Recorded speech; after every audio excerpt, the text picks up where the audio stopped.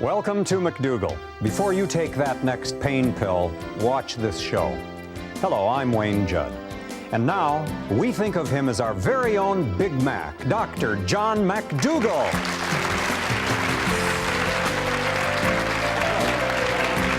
Good to see you again. Good to see you. Well, you stimulated a topic. You stimulated another topic, and that is how do we eat out in this world of fast food and junk? It's a great question, and there's a lot of junk out there. You know, since I adopted the healthier diet Yes. and cut out all animal products. And oils, hopefully. And oils. Yes. Still working on that a little bit. But I'll tell you what, it's hard to look at a menu and find anything that looks very good. Well, I got to be honest with you, John. I do a lot of downside. eating out because I do a lot of traveling. Right. And it's just a matter of deciding, first of all, if that's what you want to do. You're deciding you want to eat healthy. And, of course, as you're more and more involved in the program, that decision is easier and easier because there's all kinds of temptations out there, so let's face it.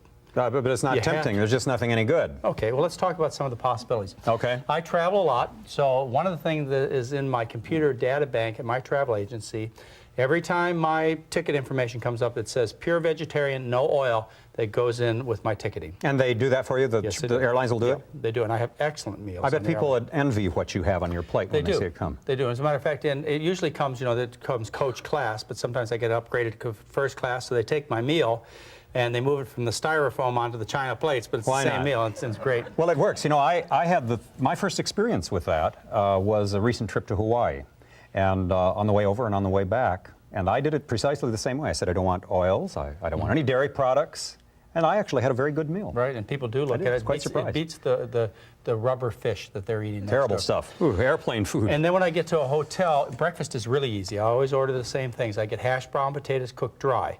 And you just have to ask for it, and they'll do it. If they do it wrong, send it back, and they'll do it again on a dry. Do they even know what that means, though, Yeah, John? or just tell them no oil if they look at you kind of funny when you say cooked dry. I put a little salsa over the top if they have it, and they often have very delicious salsa. And that makes it moist and Oh, it gives it a lots little of better. flavor, sure. Or Sure. some ketchup, and then some people like Tabasco sauce. Tabasco sauce is always available. There'd be A1 steak sauce you could put over the top, or Lee and Parents would be even better because that's a low sodium variety of Right. steak sauce. That's the thing that I've been interested in your program, John, is that you make your food taste good. Whatever it is, by the time you get done with it, it's going to taste Yeah, we good. use all the things that do taste good. Right. And I'll have oatmeal and put a little bit, maybe a few raisins over the top. Now, there's nothing they can do bad with oatmeal, is Well, there? sometimes they can make it. They can make it with milk, or they can make it with. Oh, really? Yeah. Do you have to mention that? Probably Yeah, not. I do. Do I you? tell them, but ask them if they just make their oatmeal plain. They usually almost always tell you yes. Yeah. You could get cold cereals, and you could put fruit juice over the top. I don't usually do that, but I mean, some people. It's like not that. bad. I've tried it. It Yeah, works. It's very tasty. If you don't look get at whole it. wheat toast. You get whole wheat toast, Okay. dry. You put I put a little jam on top. Okay. Fruit, very easy to order. So there's breakfast. For you. Juices, then that's a lot of options. That's just breakfast. That's breakfast. Great. Now, lunch and dinner, let's talk about them together because they're not much different. Okay. I often try vegetarian restaurants in towns that I go to, but you have to be just as careful as you would be in any other restaurant because vegetarian restaurants are loaded with cheese, oils, mayonnaises, That's eggs, really and what salt. vegetarian means to most people. To isn't most people it does. Still and so dairy you products. have to be a good consumer when you walk in there and make sure what you're getting meets the criteria you're looking for, which is starches, vegetables, and fruits, no animal products, and no oils. I often go to steakhouses because they have salad bars. In fact, Oh, there's some a of thought. some of the more famous. In fact, there are even restaurants these days that they're advertised as salad bars and salad and pasta bars, and those are. Yes. And they usually make an effort to have one oil-free option for everybody, and so they're kind of getting into this because of consumer demand. Do you talk to people in these restaurants in terms of appreciation for what they're doing, or you encourage them to do other yeah. things? You're kind of a crusader when you go in Well, there. I always tell them how much I enjoyed it, if Yeah. I did, of course. Yes, yes. And other consumers. Do you tell them if you don't? No, I usually don't. What's the Not- point? Not unless it's a restaurant in my own hometown, and then I'll take the effort to do it. Of course. If I'm going to come back, I'm going to make some effort to change things. Sure. And then there are certain restaurants that you can pick out that make it real easy for you to adjust to this type of eating. In Italian restaurants, the angel hair pasta it does not contain eggs. Right. And you order a marinara sauce. Marinara. And ask them to make it without any oils or any margarines, and they'll do that. You can go to Indian restaurants. Indian restaurants are noted for their vegetarian food. Wonderful And they food. often add the oil just before they bring it out to the table because once you put the oil in the food, it spoils faster. So they'll make up the whole dish, leave the oil out, and you just tell them don't add the ghee, don't add the oil, which is the ghee. All right. So All you've right. got That's Indian good. foods. Chinese restaurants are very easy. You tell them you want a monk's dish, you'd like a ginger sauce. When you order brown rice, expect to have white rice with soy sauce on it. Oh, is that the way they do it? Yeah, that's well, right. what I have heard, John, is that, in fact, you probably know about this article. It came out quite some time back, but it said that Americans eating in Chinese restaurants are getting just about as bad That's a food as they eat elsewhere. They have Americanized the Chinese meal plan. So you have to, again, be careful. Even though it's a Chinese restaurant, you can't assume that it's a good Chinese vegetarian restaurant. originally was low fat. There's some suggestion for you. Another one of my favorites is Mexican food. That's very easy to do. You get a place that has whole beans. You make yourself a burrito with lettuce, tomato, and salsa sauce. It's no trouble. Rice, All you have yeah. to do, Wayne, is decide that you want to do it. Sounds good. When we come back, we're going to be talking about pain and pain management, a very important subject for everybody out there. Pain is such a common problem. We'll be back after these commercial breaks.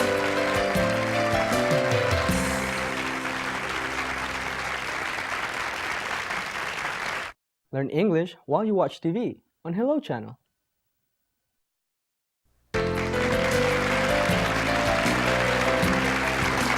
Welcome back. With me we have Betty Farrell, actually Dr. Betty Farrell. She's a PhD in nursing and also works as a research scientist at the City of Hope in Los Angeles.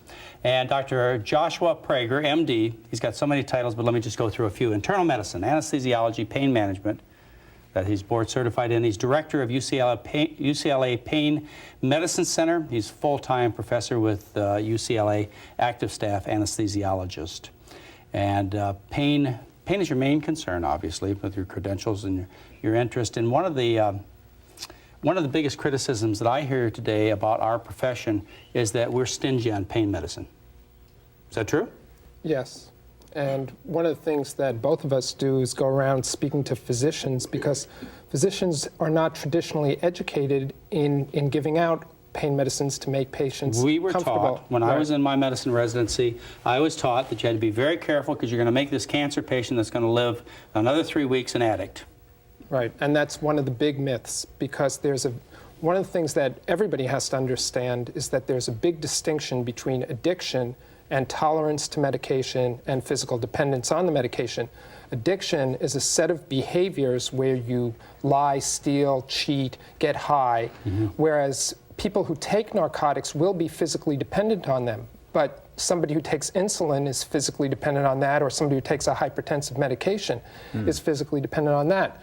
So what a common concept that people have really has to be changed, and that is that because somebody said just say no, it doesn't mean just say no to appropriately used medications. Do we have to work with the nursing staff this way also? Do they need to be re-educated? They get the same kind of nonsense that I got in my medical training? Sure. Actually, federal guidelines were released in the last 2 years, and those guidelines address this problem that you're absolutely correct, and that's the undertreatment of pain. And in fact, even the federal government has established through good research that about 80% of people with cancer in advanced stages will experience moderate to severe pain, and the vast majority of those people will be undertreated. The same thing is true with people after surgery. About 50% of the 13 million surgeries conducted a year are expected to result in pain that's not treated. And the problem is really threefold. Dr. Prager talked about physicians, but also nurses and all other health professionals share the same misconceptions.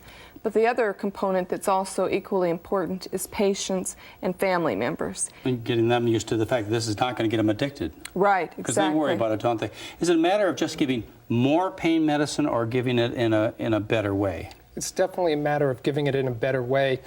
The old saying, give it when the patient needs it, is really a misinterpretation, because what has to be done is, if somebody has pain all the time, not wait for the pain to be really bad, because the patient will need more, and then you get into a cycle where they take so much to get rid of the severe pain that they wind up getting a little bit high or sleepy, and then they go to sleep for a while until the next dose, which could be a long time away, when they're in severe pain again.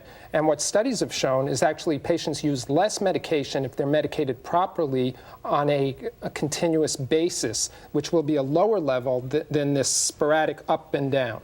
You know what, my one experience, personal experience with medication, with narcotics, was when I had my appendix out about 25 years ago.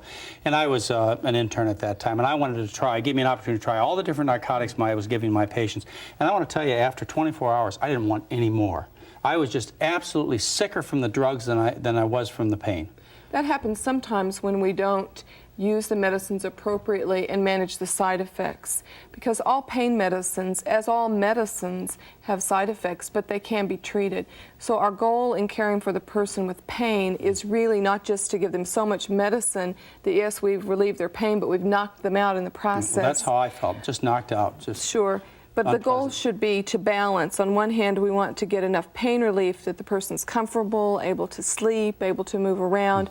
But on the other hand, we want to balance issues such as nausea and sedation. Now, Dr. Prager, you had a couple of little gimmicks. Right. Well, I wouldn't call them gimmicks. These are serious medical instruments. I meant instruments, Okay. I'm sorry.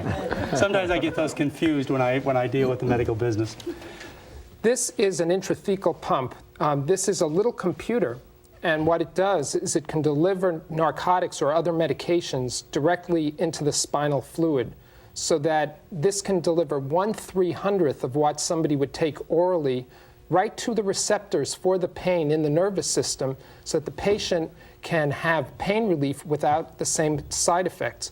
In cancer patients who come in severe pain, when we use this, we can take people who have so much side effects because that's how much medication they need to try to control their pain, yet they're still in pain.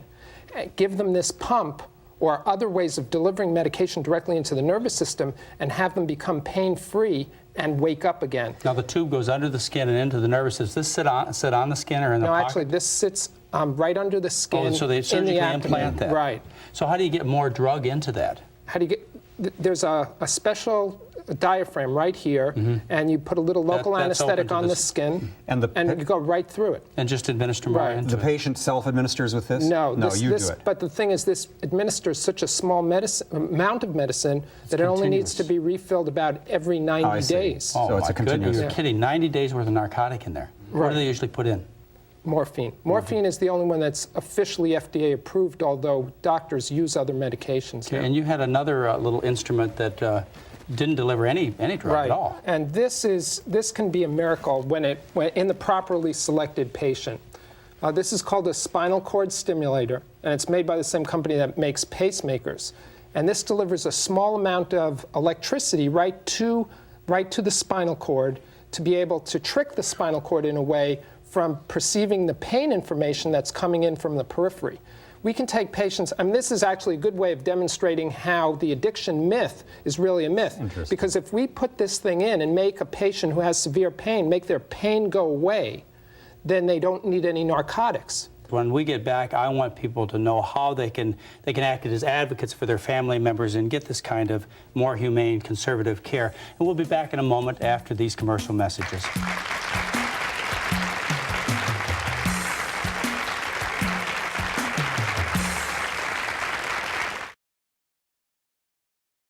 Looking for a brighter future?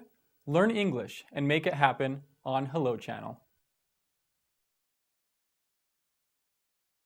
Hey Dad, can you come out and shoot some hoops with me? Busy. Studies show that by the time I'm 12, I can be influenced by friends more than parents.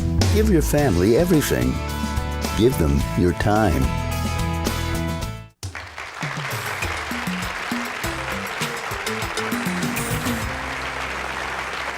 And welcome back. With me, Dr. Joshua Prager and Dr. Betty Farrell, and they're involved in pain management. People who have just heard what you said about how to control pain better, they're often in a situation where their own doctor is not using these simple techniques. Their own doctor may be inadequately controlling the pain. They see suffering in their family members. It's a terrible thing. Well, do they ask for a consult from a pain specialist? Is that the way they go about doing it? Or how do they interact with their physician who may feel he or she is doing the best thing and is not, and get the best care? If the primary physician is not asking about the pain, the first thing is to teach the physician that the patient's having pain. There's a saying in medicine, if you don't take a temperature, you don't find out that there's a fever. And if you don't ask a patient about pain, And the squeaky wheel gets the grease. you don't find out that it's there. And so if you're choosing to ignore it, it'll be ignored. So if you're working with a physician that doesn't believe in pain or doesn't believe in pain being treated, then get yourself to a pain specialist who knows how to treat pain. Okay, and they can ask for a referral. I mean, in big cities, there's going to be doctors There are like pain yourself. specialists all over the country. Pain specialists, you can get this kind of... And an important consideration is, we bring these are the last stage of the continuum. I mean, you start out with very simple methods to try to control pain, which can include changing a patient's behavior, getting the patient involved in treating their own pain. And then you go to things like acetaminophen, which is Tylenol, or non-steroidals, you know, aspirin, Advil, Motrin, those kind of medications. And then you start working up to the narcotics that we were talking about. Those aren't a first-line drug by any means, and you only get to this when nothing else works. Low back pain is one of the biggest problems in this country. Do you deal with that often? That's about 50% of my practice. Half your practice. So how would you go about somebody who comes in with low back pain? And let's just start from somebody who's walks around without any problem at all, and go on to somebody who's disabled. How would you deal with a person with that problem? Well, a person who's ambulatory and walking around, the first thing is to take a history, and that's key.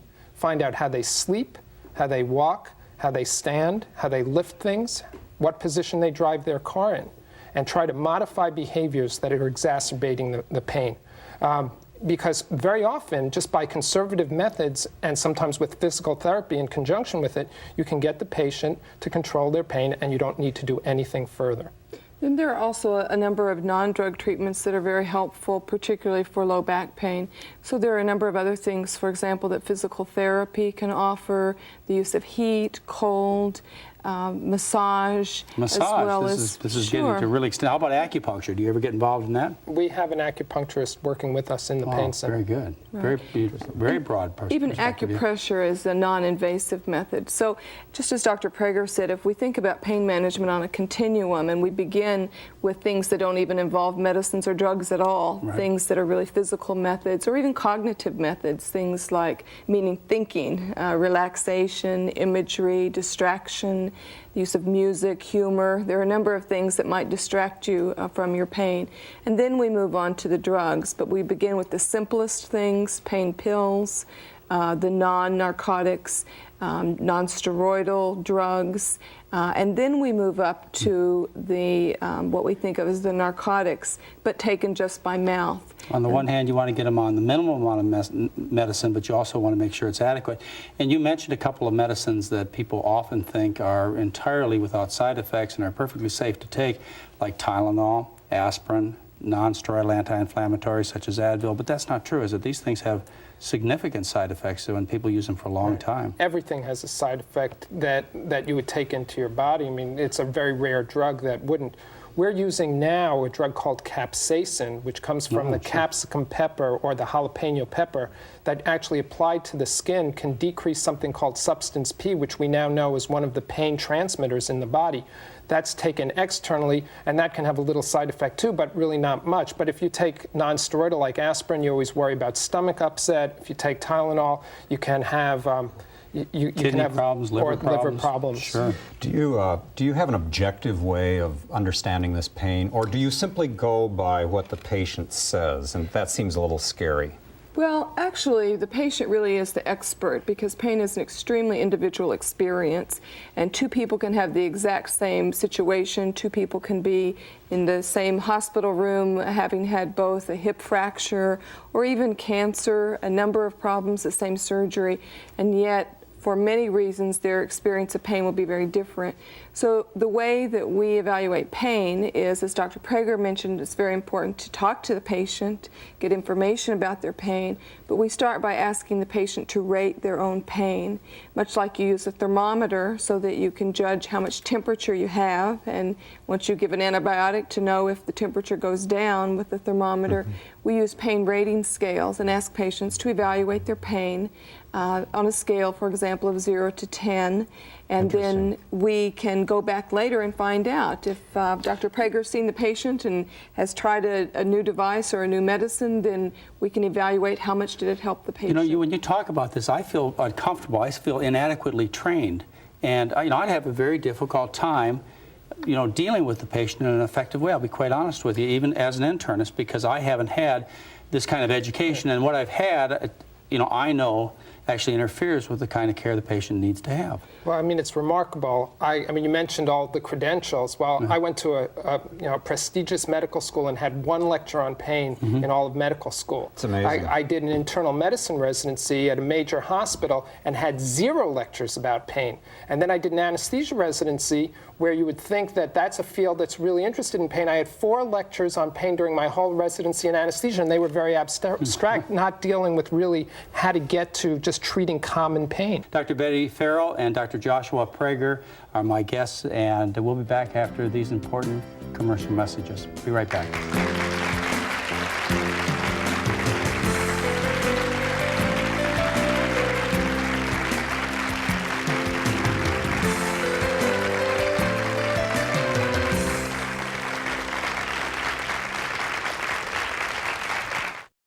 Learn English and have fun on Hello Channel.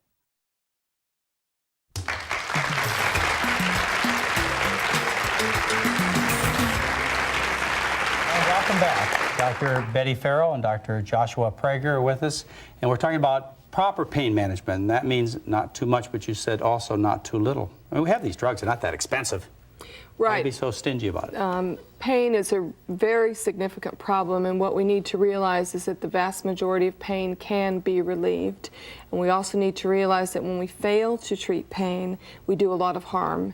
People who are in Suffering. pain are people who don't move around. They're people who develop other medical problems, people who don't sleep well or eat well, and people who really experience often rehospitalization or staying in the hospital longer. So we need to all be far more aggressive about how we treat pain, and it's very important for patients and families to expect a higher level of pain relief. I think they should expect also better educated doctors, and maybe go to the specialist right away or as soon as they can if they're not adequately controlled. Well, we can see a vicious cycle sometimes. A patient who has a lot of pain winds up getting depressed. And when they're depressed, they experience more pain than they would if they weren't depressed, and that makes their pain worse, so they get more depressed. And this cycle continues. And there is recent literature that's showing now that pain actually may have an effect on the immune system, so that if you can control pain, your immune function may actually be better. So, I mean, we're really talking about doing things that take care of your overall health. Dr. Prager, I can tell you like your job. I love my job. Because you do wonderful things for people, right? And you also, Dr. Farrell. Tremendous. Yeah, that's where the reward comes from. Obviously, you've filled a niche that really needs to be filled, and one where you can get tremendous feedback from the patient of what a wonderful intervention you've made in their lives. There's nothing could be more satisfying. Nothing more satisfying. Great. You've really shared some wonderful information with us. I want to thank you very much. This is really, really great. Thank you for being with us. And thanks very much for watching. We'll see you next time. Bye-bye.